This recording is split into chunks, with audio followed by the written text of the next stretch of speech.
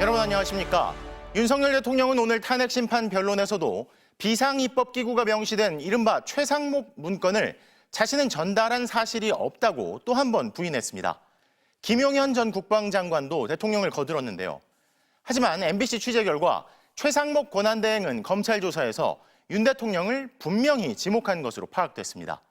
대통령이 자신을 직접 부른 다음 실무자에게 손짓하자 문건이 전달됐다는 겁니다. 이준희 기자가 단독 취재했습니다. 윤석열 대통령은 비상계엄 선포 직후 최상목 당시 기획재정부 장관에게 비상입법기구가 적힌 문건을 건넸다는 사실을 오늘도 부인했습니다. 계엄을 반대하는 기재부 장관에게 줄 내용은 아닌 것 같다고 주장했습니다. 윤 대통령 측이 증인으로 신청한 김용현 전 국방장관은 문건을 자기가 썼다고 했습니다. 또 문건도 자기가 건넨 거라며 윤 대통령을 거들었습니다. 당시 그 자리에 있지는 않았지만 자신이 실무자에게 전달을 부탁했다는 겁니다. 그런데 최상목 권한대행의 검찰 조사 내용은 다릅니다.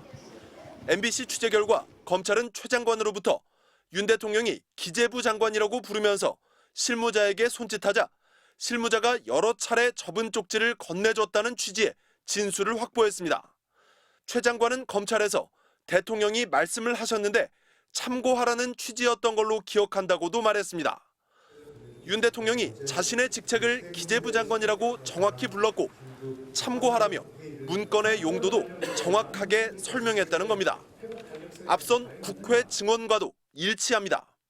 대통령이 들어가시면서 제 이름을 보시더니 저 참고 자료 이거 참고하라고 하면서 하니까 옆에 누군가가 전 잘 모르겠어요. 누군가가 저한테 자료를 하나 줬습니다. 검찰은 문건에 적힌 비상입법기구를 윤 대통령이 국회를 무력화시킨 뒤 대체입법기구를 만들려고 한 내란죄 성립의 강력한 물증으로 꼽고 있습니다. 해당 문건을 김 전 장관 자신이 쓰고 자신이 줬다고 주장한다면 윤 대통령이 발을 뺄 수 있습니다. 하지만 최상목 권한대행은 문건의 지시자로 윤 대통령을 지목한 겁니다. 김 전 장관은 최상목 문건 외에 지시 문건을 여러 장 자신이 직접 작성했다고도 주장했습니다. 기재부, 외교부, 경찰청장, 국무총리, 행안부 것도 있었다면서 비상계엄 주무장관으로서 협조가 필요한 것 있으면 협조를 구하라고 지시를 받았다는 겁니다.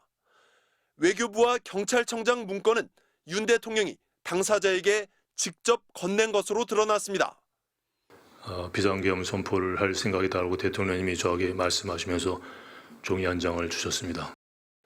윤 대통령 검토와 승인 없이 문건이 작성됐다는 건 설득력이 떨어지는 겁니다.